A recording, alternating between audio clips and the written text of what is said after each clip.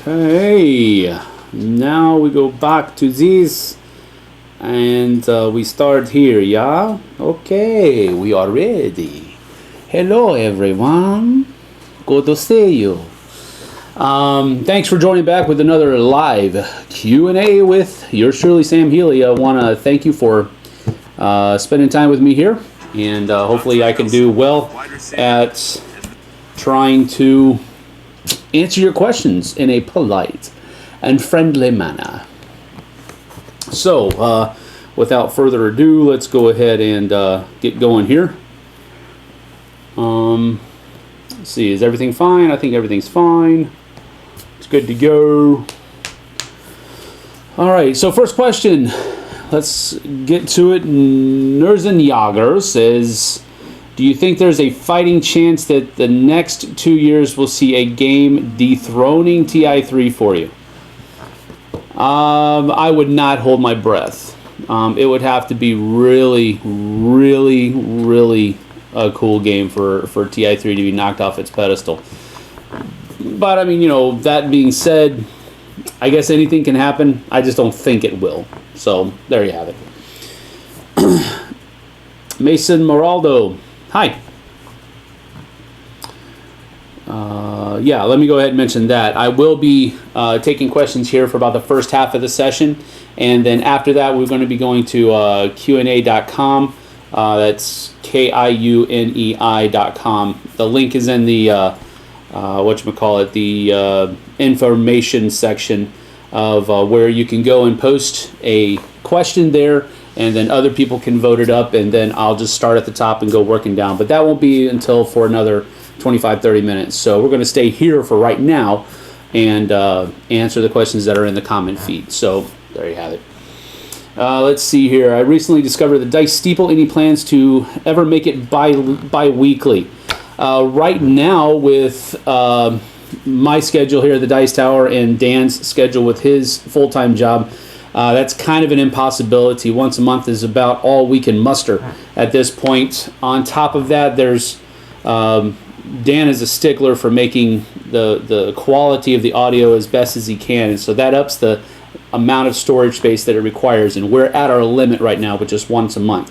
So maybe that'll change in the future, but for right now we're going to keep things the way they are, just so that we aren't overtaxed and we have time to do research and think about and pray about and talk about the things that we want to do on the air. So for right now, probably not. But again, like I said earlier, you never know. Let's see here.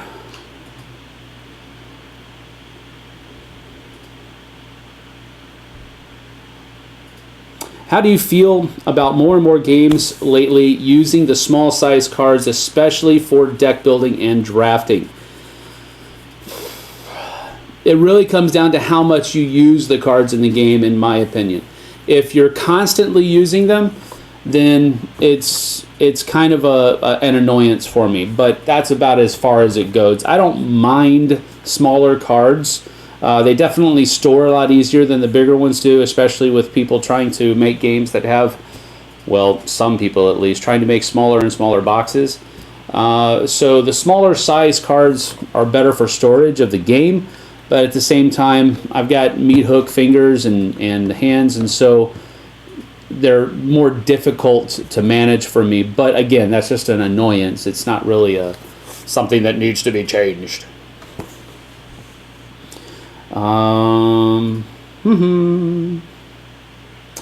What is my favorite Bible translation? My favorite Bible translation is probably the New King James Version, although I use King James a lot as well. I'm kind of traditional that way, old school.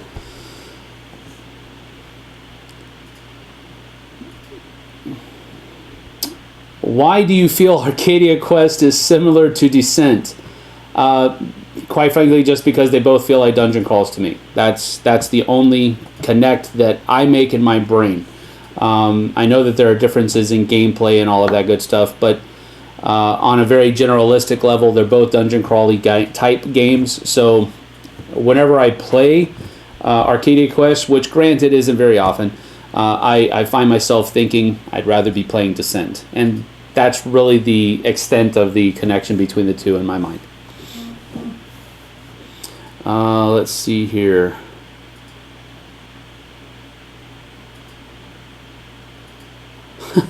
One of my Facebook friends, Chad, says he's not actually on the comments. I'm sorry, this just popped up on my screen, but I want to mention it because it's a good deal.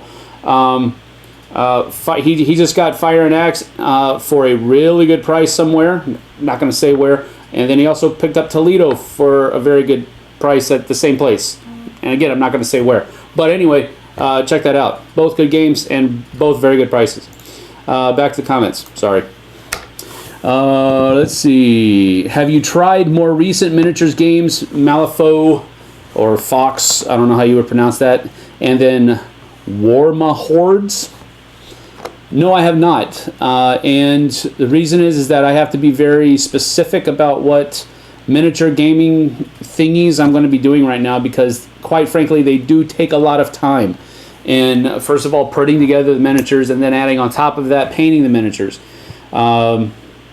We actually got Age of Sigmar probably a good 4 or 5 months ago, and it took us until December to play it. Now, again, we did that kind of backwards, probably in retrospect, because we didn't play it until after the miniatures were painted. So usually what I'm going to be doing from now on is I'll be putting the miniatures together, playing the game, and then if it is deemed worthy, then we will go ahead and paint them on battling brushes or something to that effect. So that's kind of the general plan for the future. But to answer your question, no, I haven't, because I have to be very specific. Tabletop miniatures are kind of a lifestyle game, and that's not my lifestyle. I still enjoy them, but I have a lot of other games that I have to be playing as well. So I don't have the time that those games usually are calling for.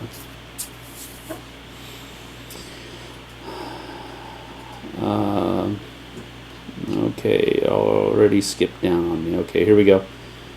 Have you Warma Hordes? Okay, I have an explanation there. I didn't read it. It says War Machine and Hordes from Privateer Press. Thank you for that.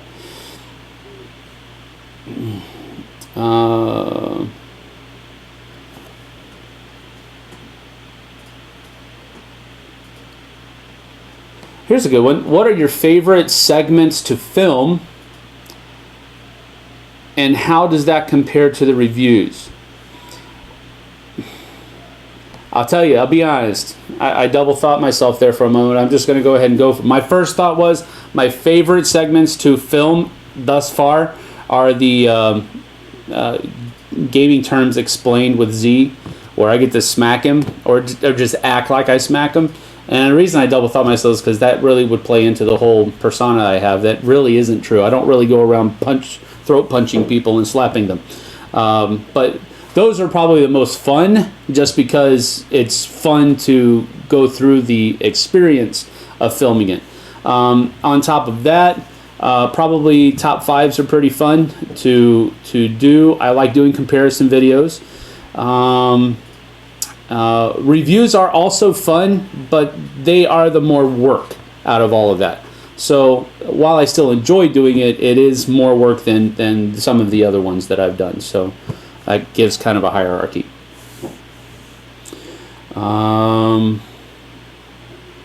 What other top 5 videos are you planning on doing? I have a short list right now, and I don't have it with me. So, and I can't remember what's on them. So I'm sorry, I can't remember right now. But we do have a list that we're going through. Basically, I just went through and pulled up the advanced search screen on BoardGame Geek, and we went through and Tom and I together, and we parsed out the ones that we're going to do as top 10s, and then the ones that we decided were not going to be top 10s, we divided among the 3 of us to do top 5s, and so that's how we did it. So if you want to have an idea and maybe make a game out of it, guessing which ones I'm going to do, that's what we did. But I don't remember what mine were.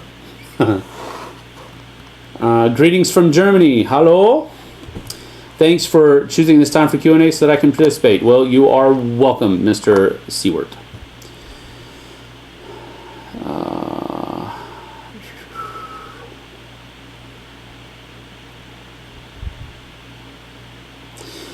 This guy says, I'm about to buy Last Night on Earth base set. What is your favorite expansion for it? I don't really have a favorite expansion for it. I like how all the expansions work together well. And quite frankly, I can't remember the ones that are my favorite ones.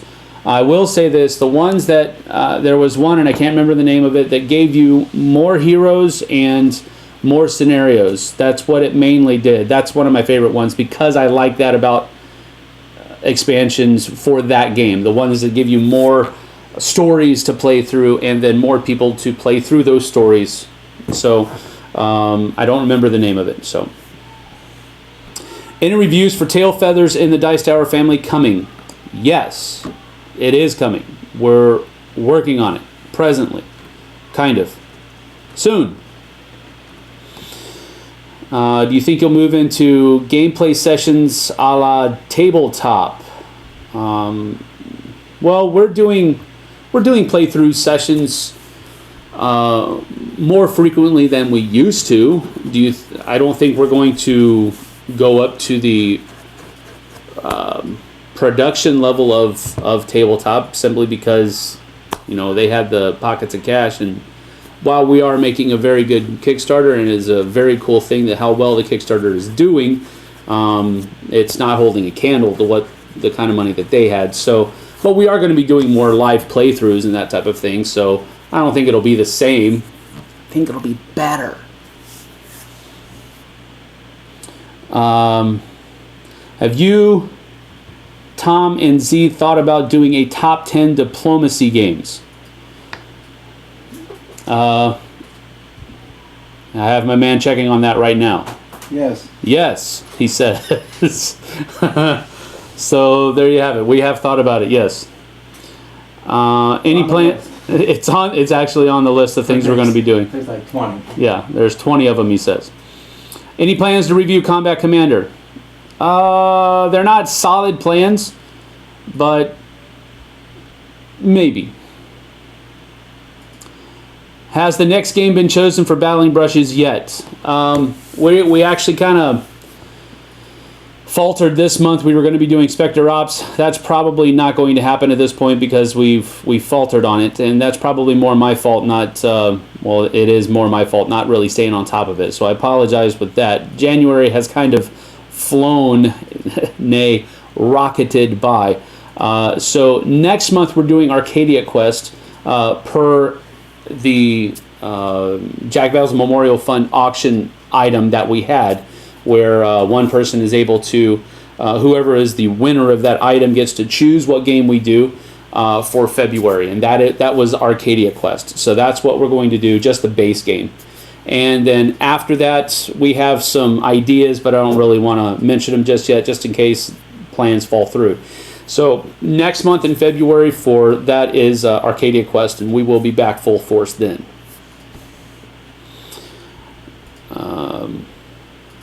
Reptar, should I buy Clash of Cultures? I don't know. Should you? I haven't played it, so there you have it. There you go. I don't remember it. A long time ago, it was a Z-Man Civilization game where you built parts of the city. You thought it was okay. You didn't Oh, you that didn't think one. It was great. You didn't think it was bad. You thought it was Okay. All right. I apologize. Memory did not serve faithfully in that specific time. It's an okay Civ game, I guess you could say. It had some, and again, I don't remember all of the details, but it just had some things in it that I was just like, I'd rather play something else. So again, it's up to you. Want to see top 5 races in Twilight Imperium 3.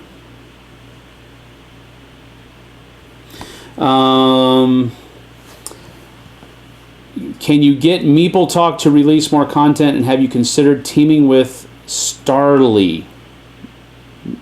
I don't have any pull with Meeple Talk, and no, I have not. consider teaming with Starly, but more because I just haven't. Have you played any game from the Pocket Battle series? Not that I remember, and I usually am not a big fan of smaller games like that. Not because they're not good, but more because they're just not my style of game. So while I'll play them from time to time, you know, the micro or the mini games, the smaller games, the things that you can put in your pocket and take around, I just don't usually enjoy those kind of games as much as I will some other games. So usually if I'm playing a game like that, it's not that I'm not really enjoying the game per se. I'm just also thinking about what other bigger game I could be playing, setting up, and enjoying. So there you have it. Do you drink beer? No, I do not. Imperial Assault or Tannhauser for 2-player combat, not considering theme if possible. I'm going to have to go with Imperial Assault, simply because you can't get a hold of Tannhauser without really paying out the nose for it right now. So I'm going to have to go with Imperial Assault. Plus, the caveat is that you can play Imperial Assault campaign style as well. So it's not just a good 2-player skirmish game. It's also a good multiple-player campaign game as well. So on both counts, I'm going to go with Imperial Assault.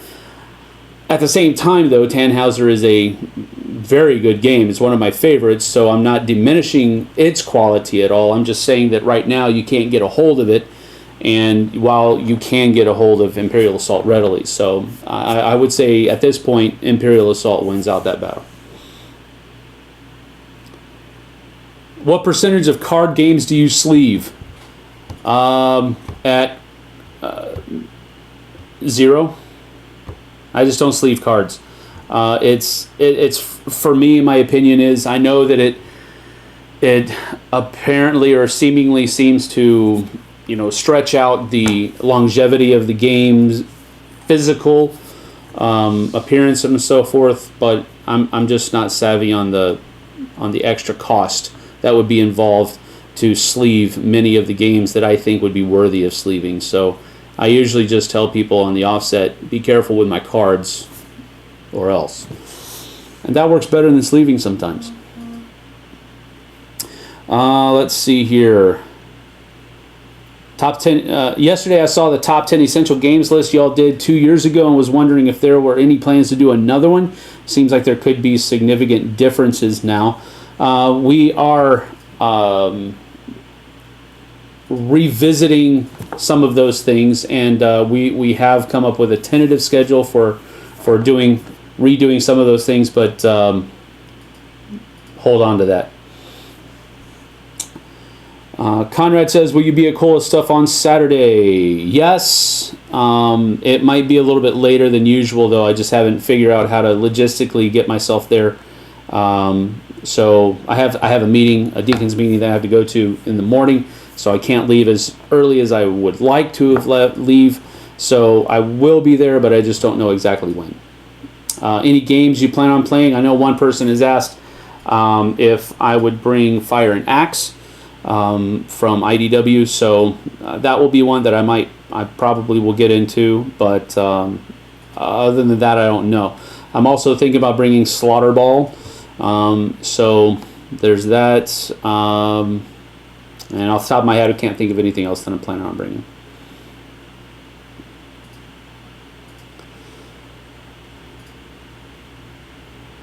Charles Leonard, wondering if you've ever played Battle of Souls, rather.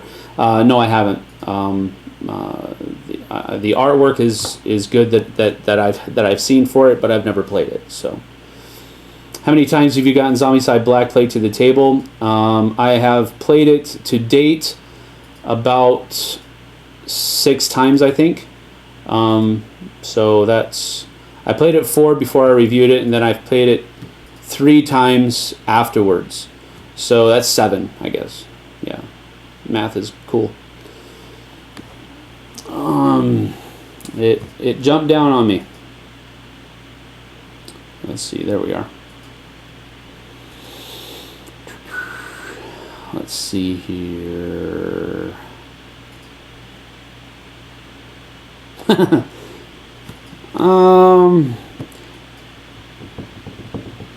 Sorry, it's taking a little bit longer. Well, here, I'll do this one. What do you like least in your full-time work for the Dice Tower, and how long does the post-production of one of your videos take? Well, the post-production of the video depends on how long the video is. I just did a few what I would consider micro reviews or micro videos. I did 3 of them yesterday, and they're each about anywhere from 5 to 8 minutes long, and they took about half an hour for me to put everything together for them for post-production. So I guess that might be a pretty good thing for me specifically, mainly because I'm still kind of learning how to use Final Cut Pro. So that takes a little bit longer. I have to stumble my way through a lot of stuff that probably other people will just know the keyboard things for. I just don't know those things yet. So right now it's taking about half an hour for every 5 minutes. So if you have a 10-minute video, that's an hour of post-production for me. It's much different with Tom and Z. What do I like least about my full-time? Not ducking that question. There isn't anything that I really like least, I guess. I don't know.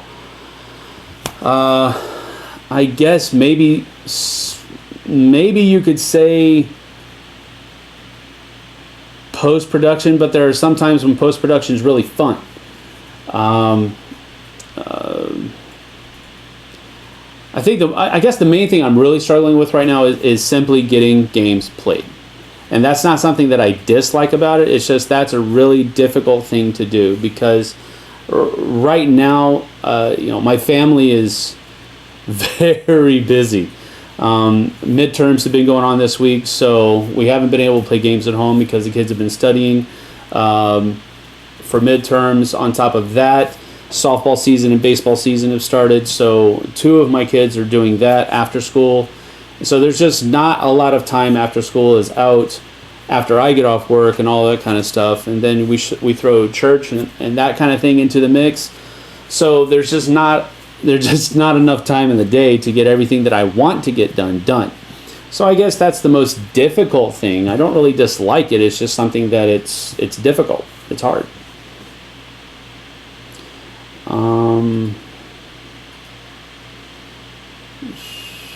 Do you look forward to the reprint of Colosseum? Currently, no.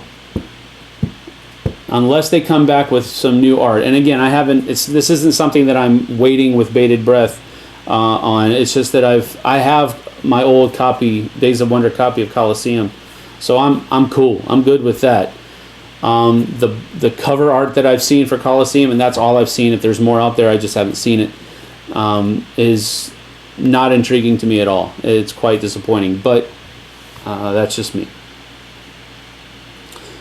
If someone has never played a Euro, which would you recommend to start with? Something that would not scare away my friends. Whoa. Well, it depends on what scares away your friends. There's a lot of other questions that are kind of wrapped up in that one question. You know your friends better than other people. You know what your friends like. You know what your friends dislike. You know better than I would what would scare your friends away. So that's really a question that only you can answer. And I'm just being honest with you. I'm not trying to be snarky or anything like that. But for me, I guess you're talking about a vanilla Euro. Ticket to Ride would probably be the one that I would point you to first. Seven Wonders is a gateway game that I have used. Well, I consider it a gateway game. A lot of people don't agree with me on that, but they can be wrong. It's okay to do that. It's okay to be wrong. I've used Seven Wonders in a gateway situation to great effect many times. So, but I would probably go with Ticket to Ride first. It has a really easy game flow. It's simple. Your turns are simple, not a whole lot to think about. And but there are good decisions that have to be made throughout the game.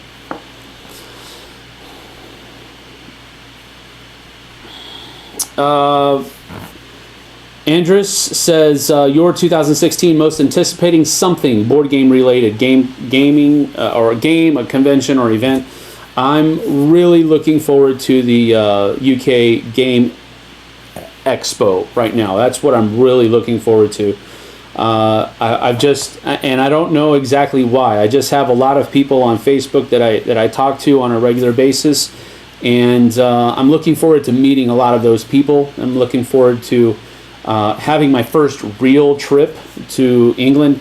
My dad, when he was stationed in Germany with the U.S. Air Force, we caught a military hop flight back to America, and we had a layover in England. So that's the only other time that I've been to England.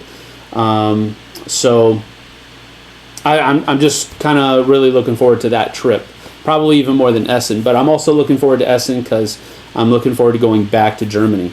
So there are those things. Okay, in just about 5 minutes, we're going to hop over to Q&A.com. So just remember that if you are, Tom's just posted that in the list, well, a while ago probably. But if you're just joining us, remember that we're going to be jumping over to Q&A.com. That's KIUNEI.com. It's in the information of the live Q&A on the YouTube feed. And so we'll be going there in just about 5 minutes. Let's see here. Tom, I'm refreshing on this feed. On the live feed. My computer is refreshing. Does that mean that other people are refreshing too? I don't know. Okay. I'm just going to keep going then. Seems fine here. Okay.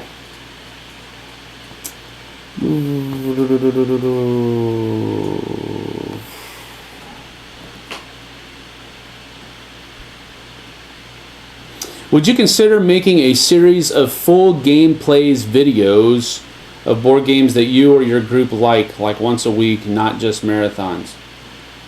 Once a week, that's... Gameplay videos are fun for us to do, and I know that you guys enjoy them, but on the flip side of that, there's a lot of stuff going on behind the scenes. Those gameplay videos take up a lot of time. And so right now we're basically doing them when we have the ability, time-wise, to do it. And again, we enjoy doing them. There's nothing wrong. We have nothing against gameplay videos. It's just that they do take up a chunk out of a day. So keep that in mind. We will be probably doing more gameplay videos this year. We picked up on it a little bit last year, and I think we'll do more this year. But at the same time, you guys have to realize that there is a lot of other things going on behind the scenes that make that a pretty huge time investment. So keep that in mind.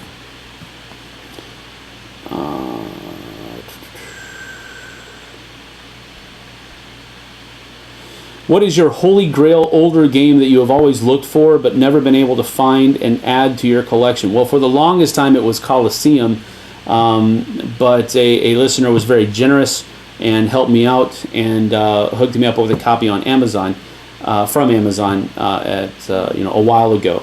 So other than that, no, not really. I don't really have any holy grail games that I wish I had. I have plenty of games on my shelves right now that don't get played as often as they probably should. So I don't really wish I had any other older games. Could you please tell people that punching someone in the throat is really dangerous and could kill them? I just did.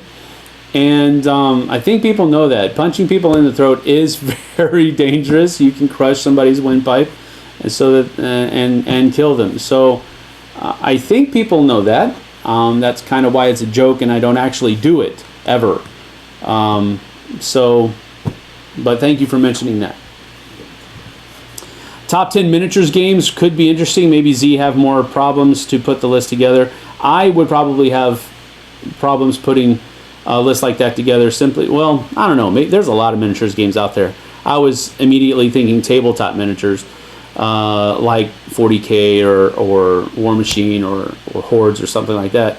And I haven't played a lot of those miniatures games, but there are a lot of miniatures games that we have. So the board game miniature games, I guess you could say, yeah, we probably could do that. I don't know that Z would have trouble putting. He plays many of the same games that we do. He just doesn't like them as much as we do.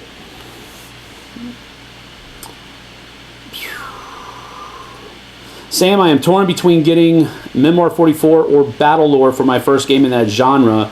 I know you rate Memoir 44 higher. Would you recommend that as my first?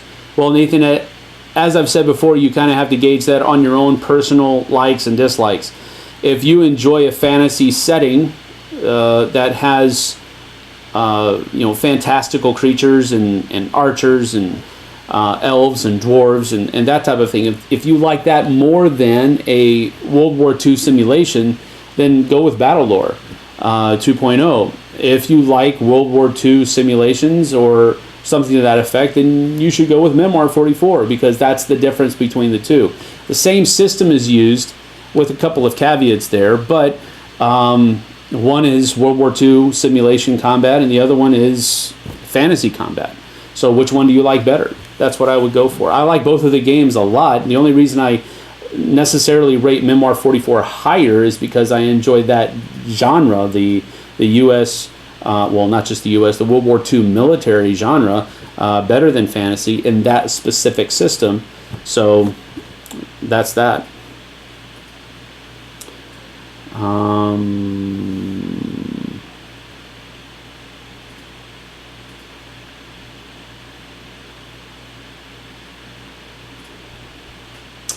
Let's see here. Oh, I did it again. Oh, you're halfway. Yeah, I am halfway. Okay. We're going to go ahead and switch over to the Q&A.com site. So let's go ahead and go there and see what we have.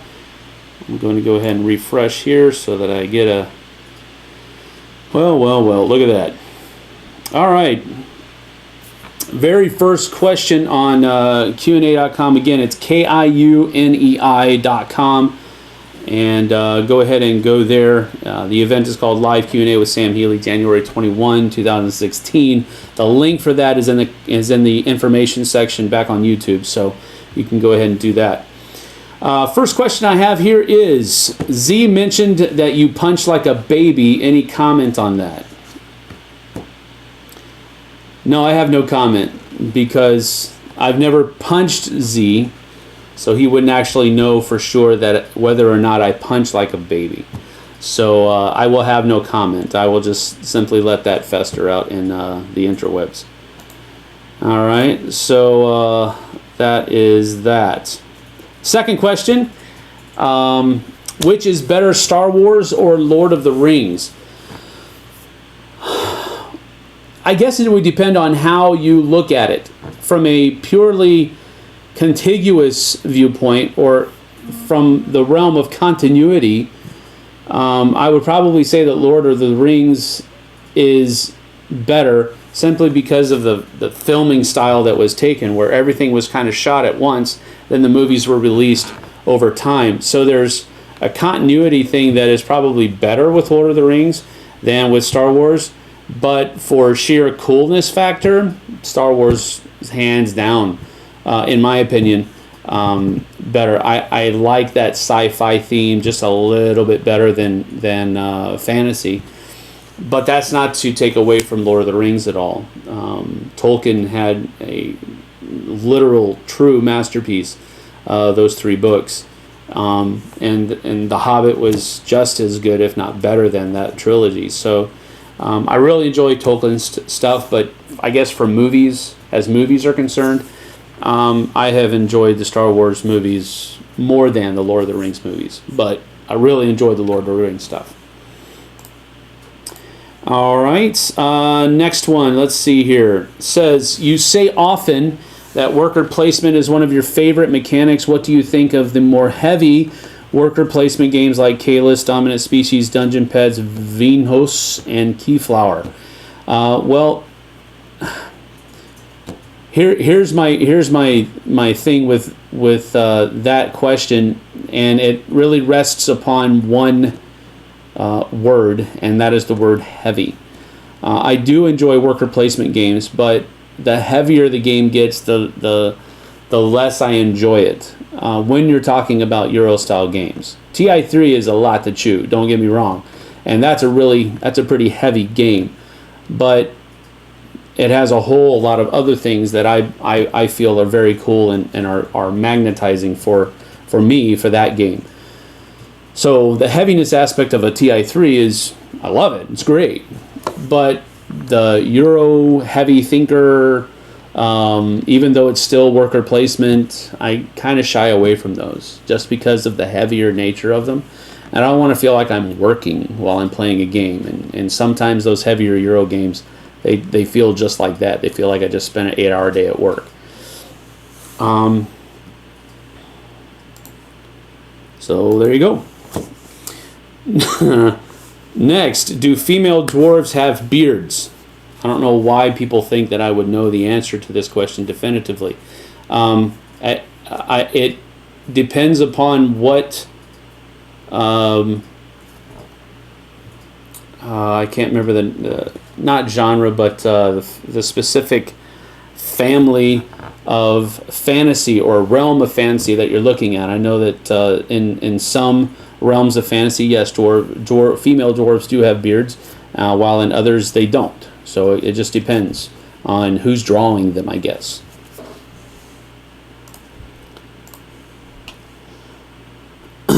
Okay, would you rather play a two-player game with Tom, Z, or Jason?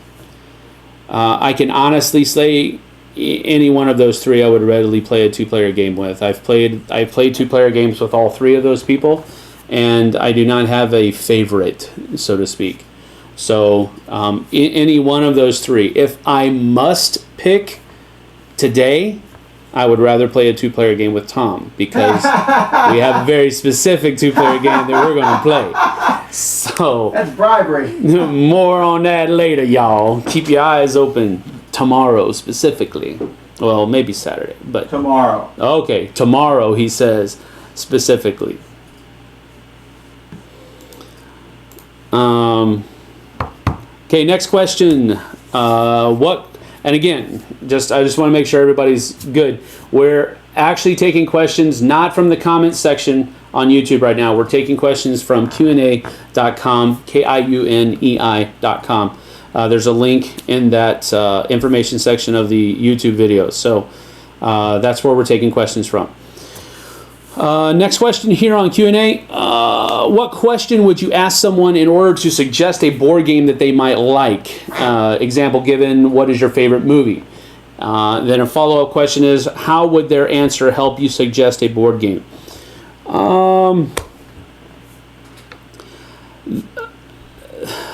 That question is kind of a second question. The first question that has to be asked is, what games do I have available to play at that specific moment in time?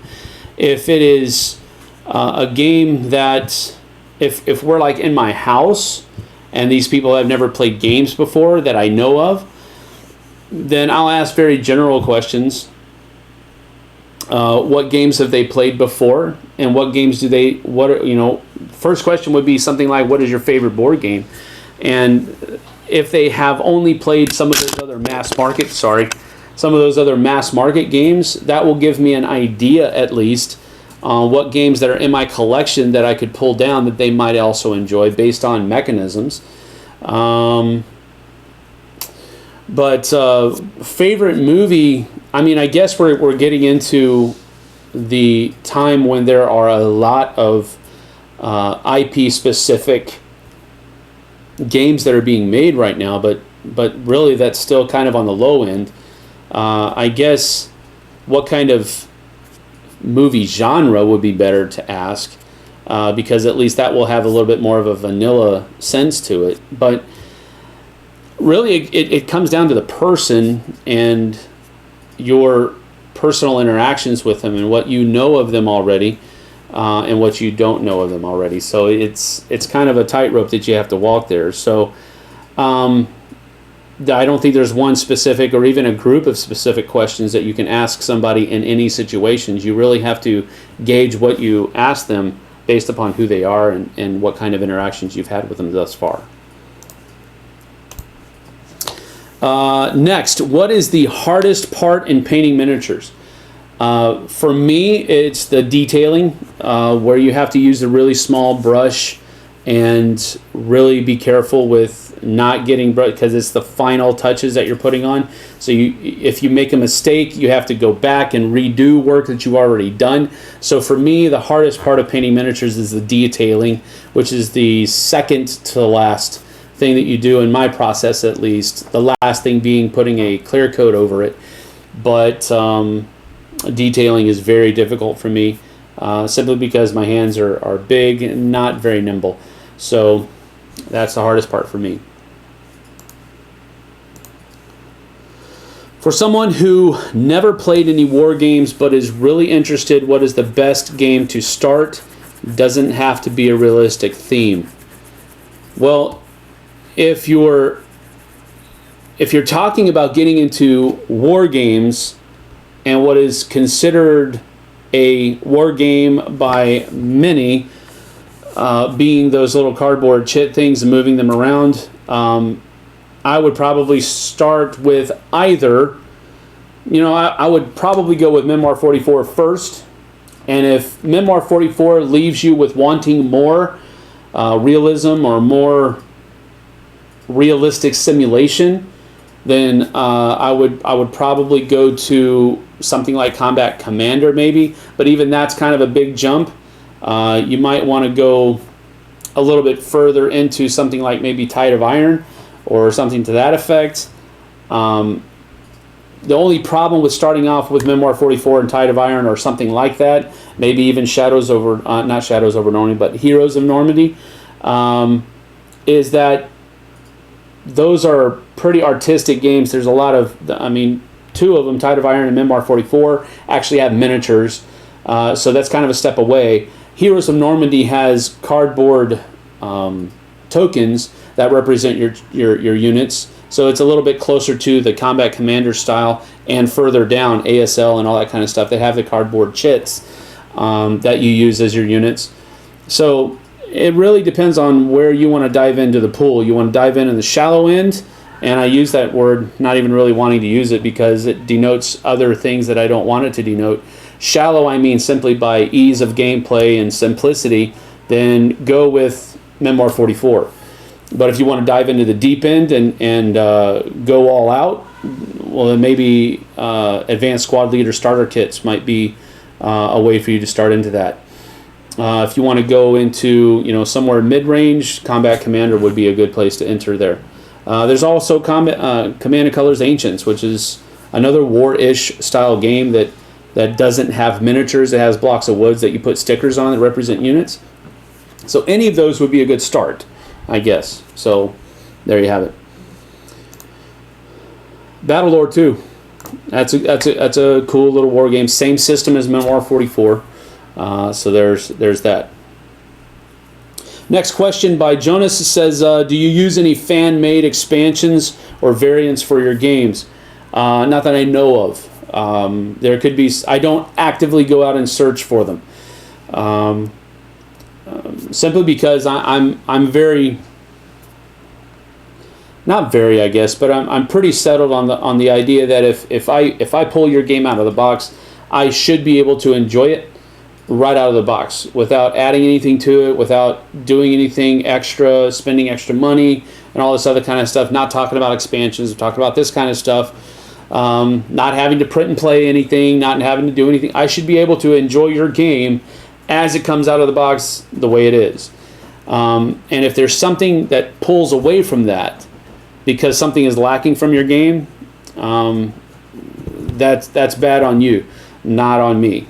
So that's kind of where I'm at. I don't really necessarily need to bling out my games or anything like that, although I do enjoy it. And I don't know, painting miniatures is part of blinging your games, but that's just because I enjoy that part of the hobby, not because I feel like I need to. So to answer your question, no, I don't that I know of. Next one is Blood Rage becoming.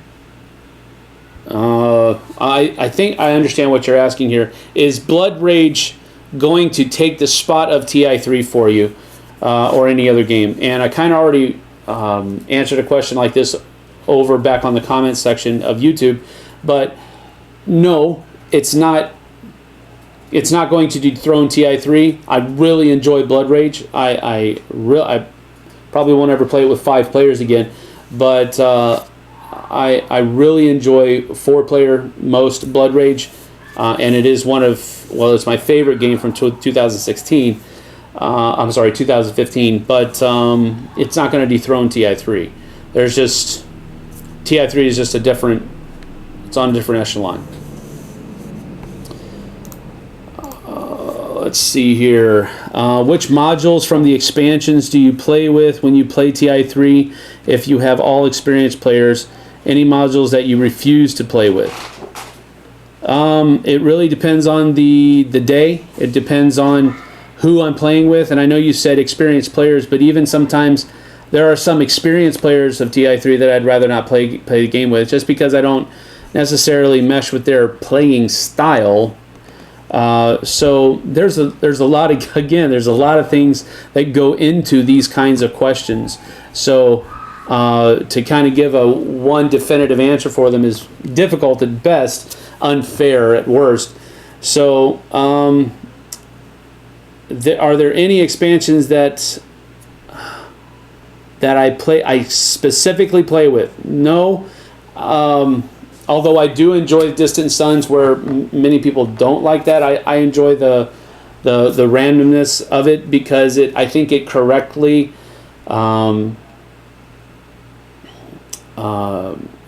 simulates the whole idea of space exploration, where you don't know exactly what's going to be down on a planet when you go down there.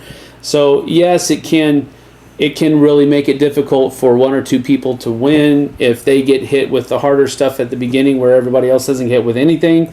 I understand that. There's a little bit of an imbalance there, but I think that's fair. And one thing that we have done a lot in the past is that we've used the expedited setup, where we kind of take the first 2 turns away out of the game and just set up where we have simulated 1 or 2 of the first few turns of the game. That speeds up the game a little bit. So it really depends on what everybody wants to do. I'm pretty free flowing as far as that's concerned. I'll do what everybody else wants to do. I really don't care. I just really enjoy playing the game. Let's see here. Why do you choose to have a YouTube persona of being a mean, throat-punching, gruff, grumpy guy? But as a Christian, I'm a Christian myself, he says, I would think you would focus on being more Christ-like on the videos instead of a person to be afraid of. Again, most of that is tongue-in-cheek. Well, all of that is tongue-in-cheek. I present myself everywhere I go as gently as possible, I guess you could say. Now, there are situations where I kind of turn on the mean grumpiness, but that's only because I'm kind of in a dad protective mode when I'm around with my family or something like that, in a subway or anything like that. But I didn't really choose this persona. It's just one that was kind of smacked on me because I am very opinionated, and I don't have a my way or the highway kind of feel with it, but I am very opinionated, and sometimes that opinionatedness that I have comes across as grumpy or gruff or mean or something to that effect, but it's not meanness. And you know, the whole the guys being scared and that type of stuff, they're not really scared. It's just an act. It's just, we're just having fun. We're goofing around with each other. So I have not picked that. It has just been given to me, mainly because people see me as pessimistic. There's that. But I don't feel like I'm pessimistic. I just feel like I'm trying to be as realistic as possible in most situations, and sometimes that just comes across as being mean and grumpy and gruff. So I try to. Again, I'm not perfect, but I do try to be as natural as I can be all the time. And sometimes we do goof around, and we do things that are goofy and not realistic. And I think a misperception is usually where that persona comes about. Most of the people that I play games with at like conventions or something like that, once they understand that and they're okay with it. Once they've played games, they meet me at a convention and that type of thing, or at a game night. And so, again, I didn't choose it. It was just plopped there for me. So hopefully that answers your question.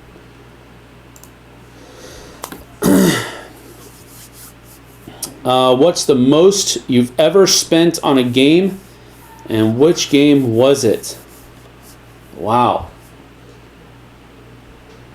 I would probably say the most I've ever spent on a game is Star Wars Armada, and even that was at discounted prices. Oh, that's true. Yeah, Tom just came in and reminded me. I spent a lot of money on the Star Wars CCG from Decipher.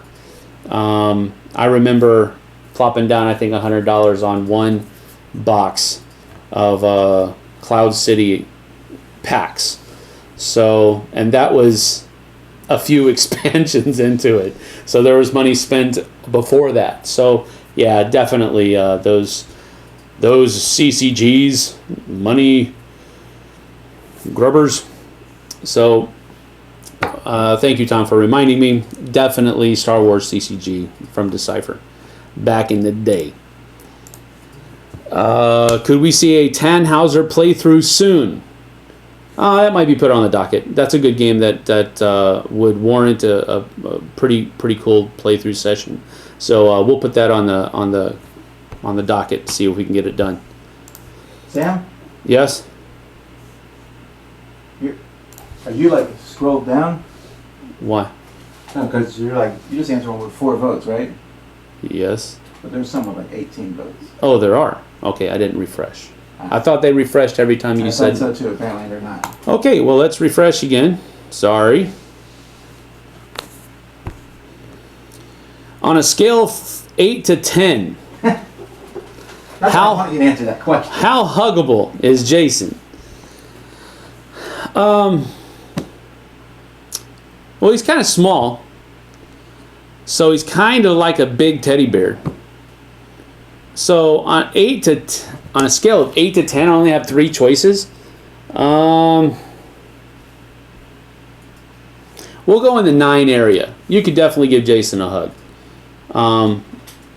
and he would be okay with that too, probably. Although, ask before you do it. Let's see. Both you and Tom seem to be very religious, and I wonder if you would be okay with your children becoming atheists.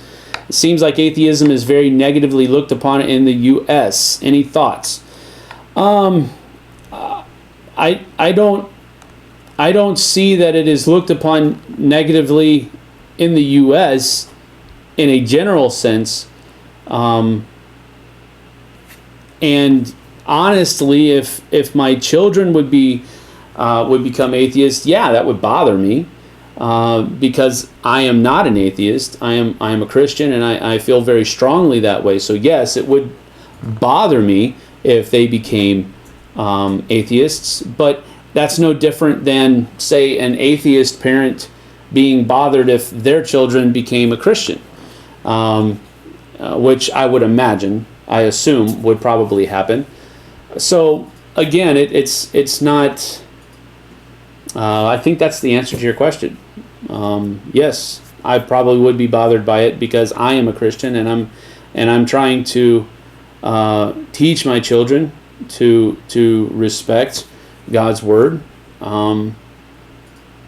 But again, it really comes down to their decision. It is a relationship with Christ is a personal decision. It's not one that I can force on them. But that being said, yeah, I probably would be bothered by it. Next question. What's the game you probably played the most in your life? Oh,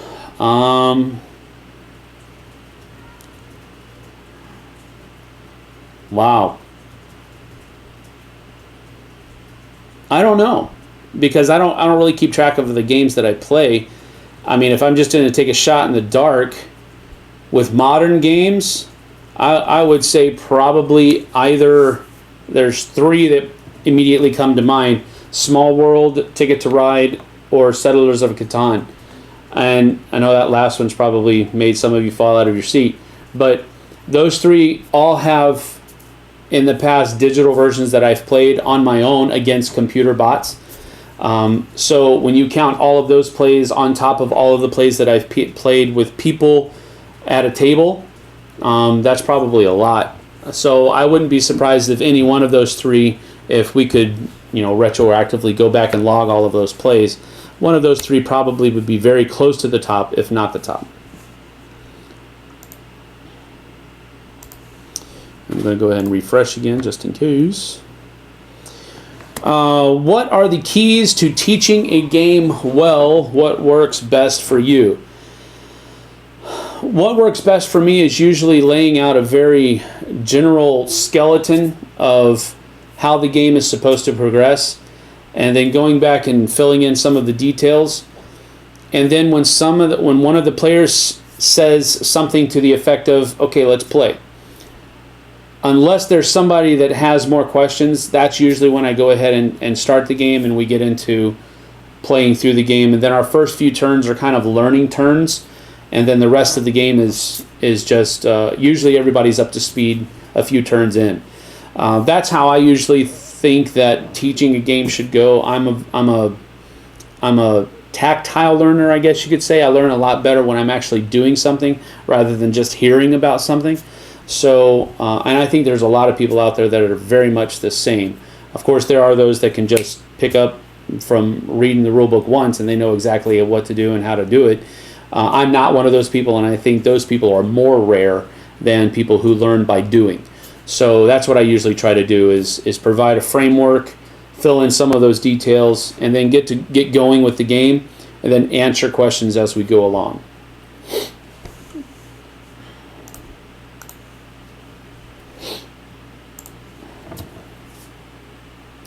What is your favorite video type to record for the Dice Tower? So I already answered this question earlier, actually. My top fives are probably my favorite. They're very fun, but I also like doing the comparison videos the most. Well, not the most. Those two are probably my favorite. I also enjoy doing the top 10s with Z. I don't enjoy putting them together, though. Editing a top 10 is a bear, and it's very difficult and it's very tedious. Well, it's not difficult, it's tedious. It's just very time consuming. And by the end of the video, you're just simply going, I want to be done with this stupid thing. I'm tired of looking at our faces. So, that's just the way it is. But I definitely enjoy recording them. Next question. Let's see here. What is one thing you would like to see happen at the Dice Tower this year? We've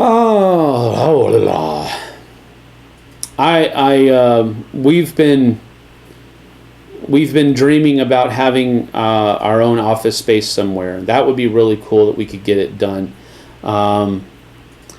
At the same time, I like the way it is now, where we're just kind of at Tom's house and we're all working together in close quarters. I enjoy that. We have a lot of fun together. But I think that would be the coolest thing that will make it, I guess, feel more like a job at that point. Because right now, there's a lot of work involved, but it's just basically hanging out with my buddies. That's what it feels like more often than not.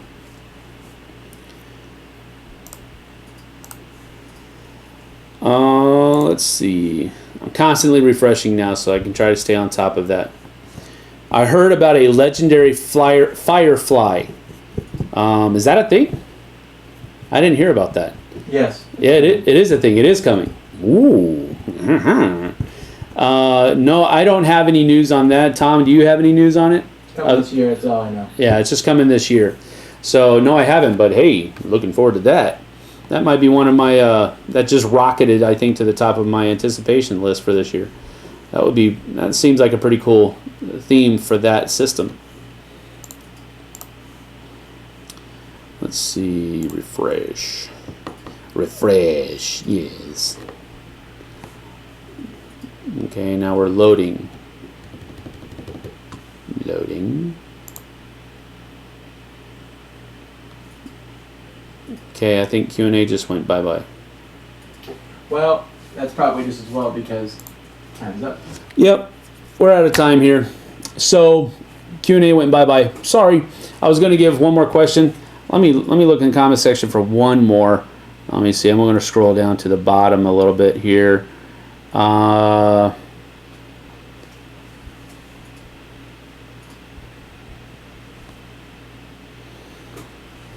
Let's see. I'm trying to find a good one. Sorry, y'all.